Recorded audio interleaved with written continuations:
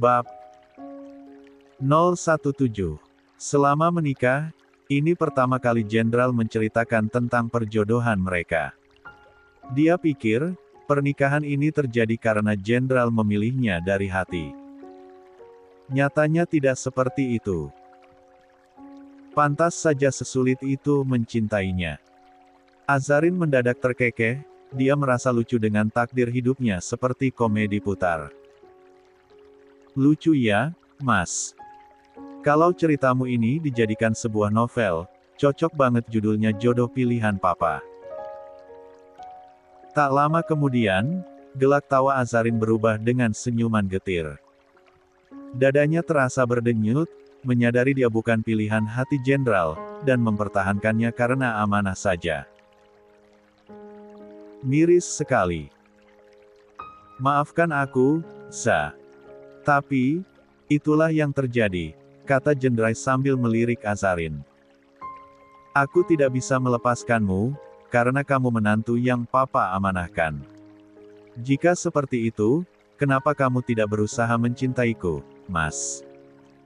Apa menurutmu Papa akan bahagia di atas sana, saat melihat rumah tangga anaknya, sebenarnya tidak seharmonis yang dilihat selama ini?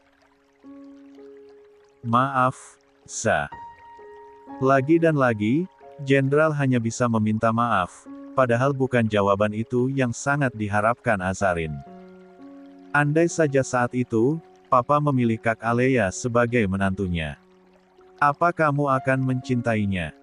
Suara Azarin terdengar berat, tetapi tak meluputkan keberaniannya menatap Jenderal.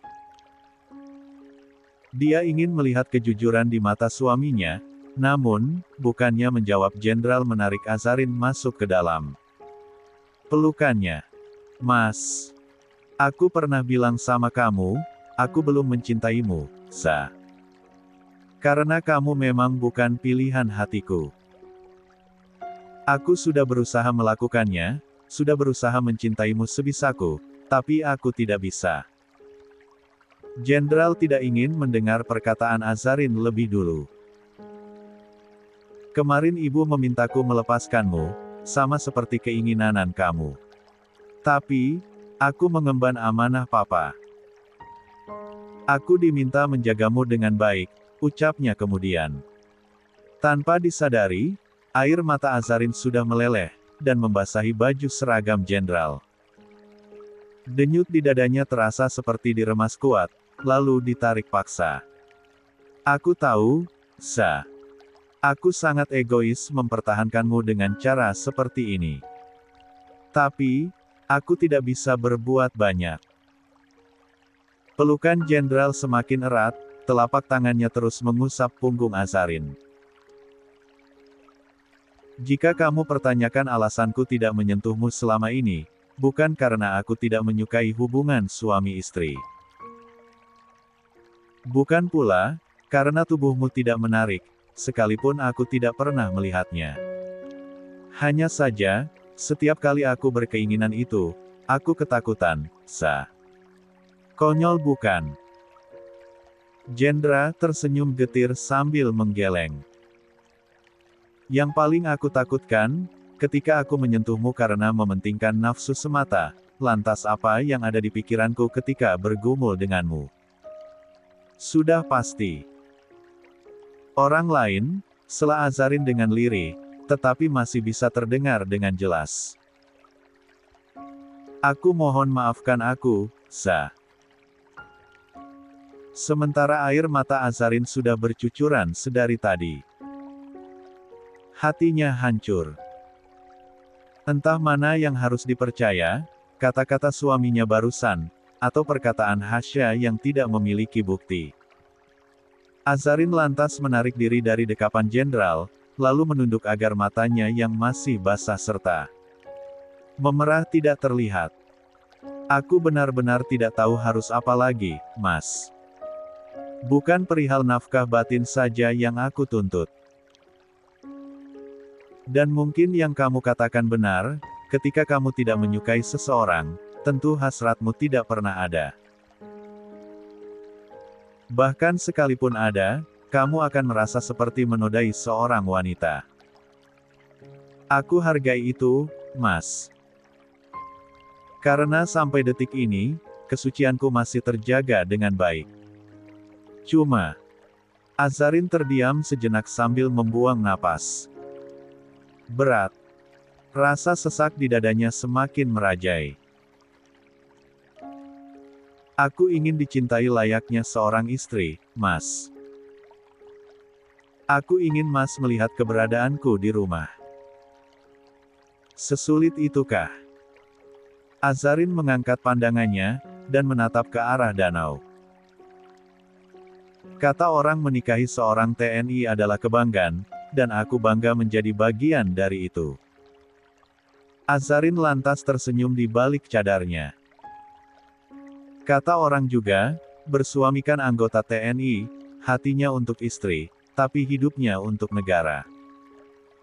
Sementara aku tidak memiliki hatimu, Mas.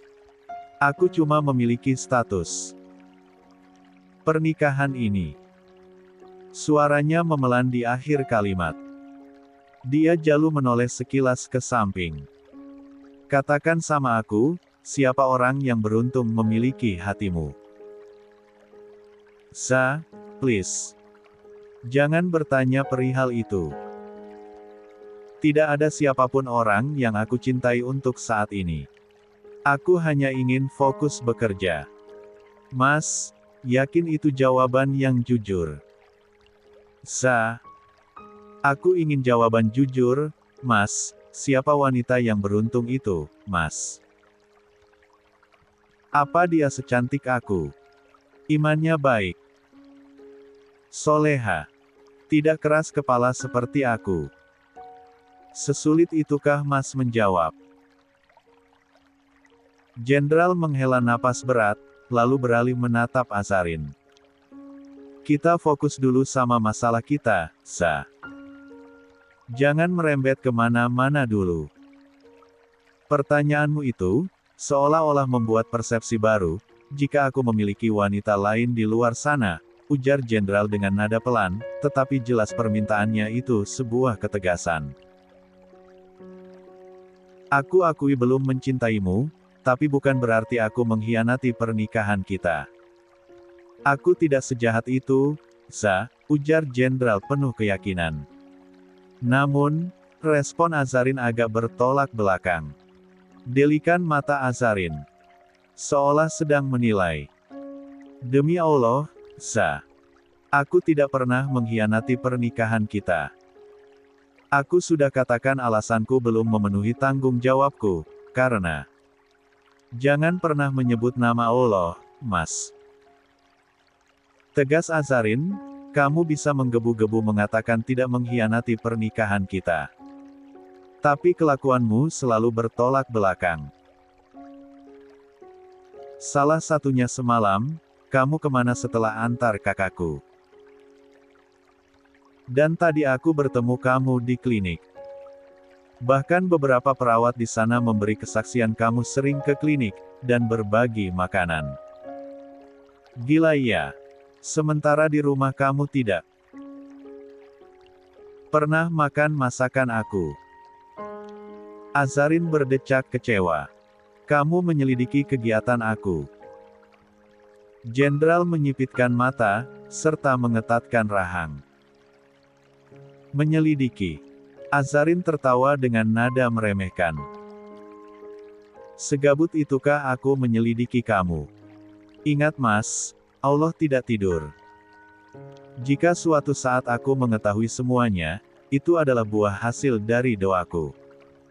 Ingat doa dari orang yang dizalimi tidak akan kembali dengan tangan kosong. Cepat atau lambat. Astaghfirullahalazim, Za. Kata-katamu itu menggambarkan aku memang bermain gila di luar. Astagfirullah. Aku memang tidak pulang semalam karena biar Allah yang ngasih tahu aku. Jangan sekali-sekali lagi bersumpah atas nama Allah. Karena hanya seorang pendosa yang berani mengucap sumpah. Jenderal menatap kecewa pada istrinya. Azarin bangkit dari tempatnya duduk sambil membalas tatapan jenderal dengan serius. Dengan berbicara seperti ini, aku jadi tahu langkah apa yang akan aku ambil, Mas. Seketika itu juga, jenderal langsung mengerutkan kening.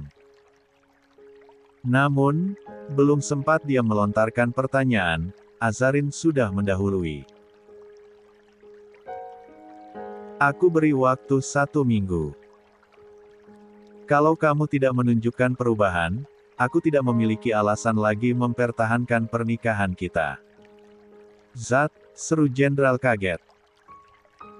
Aku tidak selembut yang kamu bayangkan, Mas. Ingat waktu Mas cuma 1 minggu ini. Setelah berucap, Azarin segera meninggalkan taman, tanpa menunggu jawaban jenderal. Sementara pria tampan itu menyugar rambut serta wajahnya dengan kasar, sambil menggeram kesal. Astagfirullah. Seperti yang Azarin katakan, jika tidak mengenal dirinya, dan tak tahu apa keinginannya. Namun, nyatanya itu terbalik.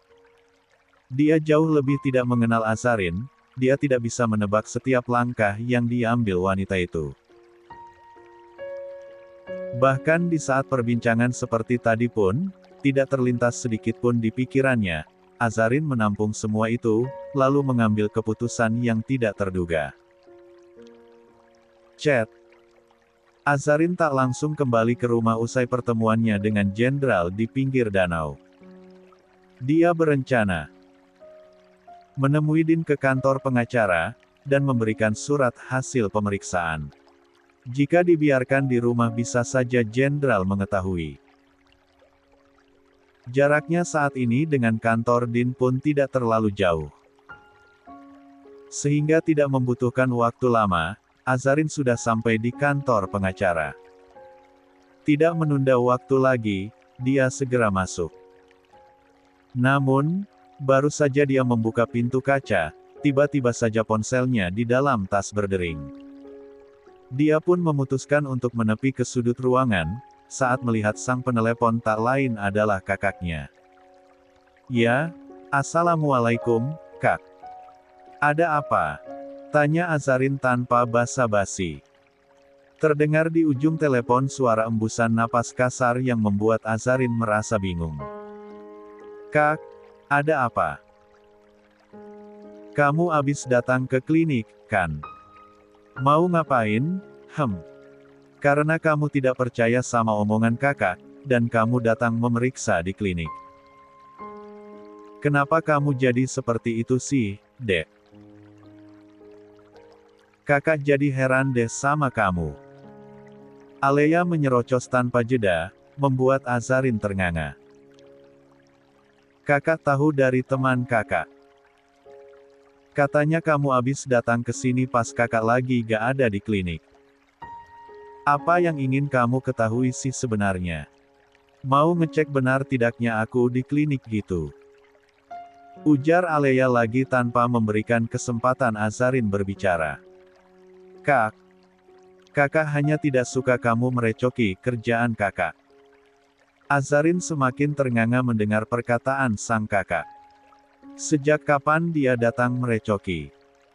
Dia dicecar seperti orang yang baru saja ketahuan abis maling. Bentar, Kak. Serga Azarin tak bisa sabar lagi. Sudah cukup ya kakak mencecar aku kayak gitu. Lagi pula kenapa kalau aku datang? Aku istri TNI, apa aku tidak boleh datang berobat di sana? Azarin tak sadar suaranya agak meninggi. Tak ada balasan dari Alea, bahkan saking penasarannya Azarin sempat mengecek layar ponsel, dan menunjukkan sambungan telepon masih terhubung. Aku gak ngerti kakak tiba-tiba telepon marah-marah hanya karena tahu aku datang. Why? Apa yang kakak sembunyikan dari aku, Kak? Atau memang ada rahasia lain yang tidak aku ketahui sampai membuat kakak panik? Sekarang kamu balik menuduhku. Azarin mendengkus kesal. Aku tidak menuduh, Kak. Jangan emosi dulu. Lagian kakak yang bilang kalau teman kakak yang sampaikan aku datang. Memangnya mereka tahu kita adik kakak, An. Dari suara Alea yang tersedak-sedak, membuat Azarin tertawa pelan. Katakan saja, kalau Mas Jen yang menyampaikan ini ke kakak. Tidak perlu nyerocos, Kak, ucapnya. Dengan santai. Tidak menunggu sampai Alea menjawab, sambungan telepon sudah diputus sepihak oleh Azarin. Hawa panas langsung menyeruak di wajah serta dadanya. Setelah menguasai diri, Azarin segera menuju ruangan Din. Akan tetapi baru saja dia berbalik badan, dia cukup dikejutkan dengan keberadaan Din yang berdiri tak jauh darinya. Entah sudah berapa lama pria itu berada di situ dan mendengar obrolannya. Mbak Aza datang ingin menemuiku. Tanya Din sambil tersenyum. Azarin mengangguk, lalu mendekat sambil menunduk agar pandangannya terjaga. Saya ingin membahas rencana perceraian, Pak. Sekalian saya ingin memberikan surat hasil pemeriksaan. Tenangkan dulu perasaanmu, Mbak Aza. Saya tidak ingin membahas ini kalau perasaan Mbak masih kacau. Sembari memasukkan kedua tangan di saku, Din berkata dengan tenang. Namun, hal itu membuat Azarin salah tingkah. Maaf, Pak. Saya. Tidak apa, Mbak. Saya mengerti. Din mengulas senyum melihat tingkah lucu Azarin.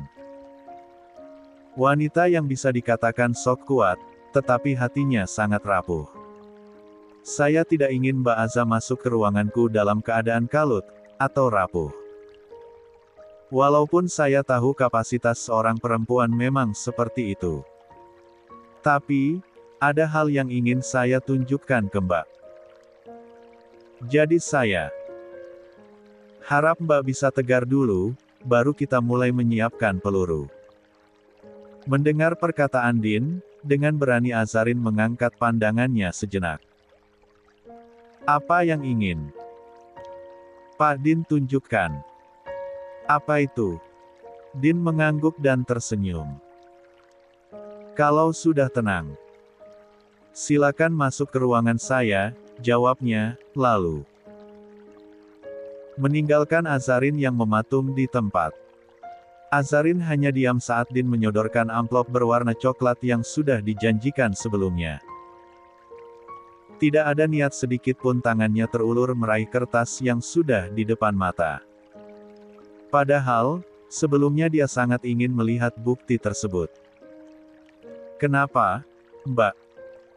Din yang sedari tadi memperhatikan diamnya Azarin, membuatnya agak heran. Azarin membuang napas berat, lalu menggeleng. Aku tidak ingin menyakiti diriku lagi, Pak. Mbak yakin tidak ingin melihat. Din memastikan sembari mengangkat sebelah alisnya, tetapi Azarin kembali menggelengkan kepala. Aku tidak ingin melihat apapun itu. Bukan karena takut. Tapi aku sudah sangat terluka, Pak. Dan untuk menyembuhkan luka menganga itu butuh ketenangan lahir dan batin. Azarin lantas mengeluarkan amplop berwarna putih, dan meletakkan di atas meja, tepat di samping amplop. Pemberian Din. Ini bukti hasil pemeriksaanku, Pak. Silakan disimpan baik-baik.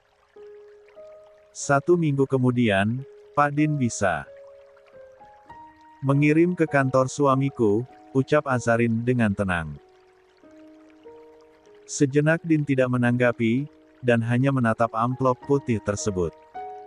Kedua tangannya saling bertautan di atas pangkuan, menandakan pria tampan itu sangat serius. Kenapa Mbak Aza tidak percepat saja prosesnya? Kenapa harus menunggu sampai 1 minggu?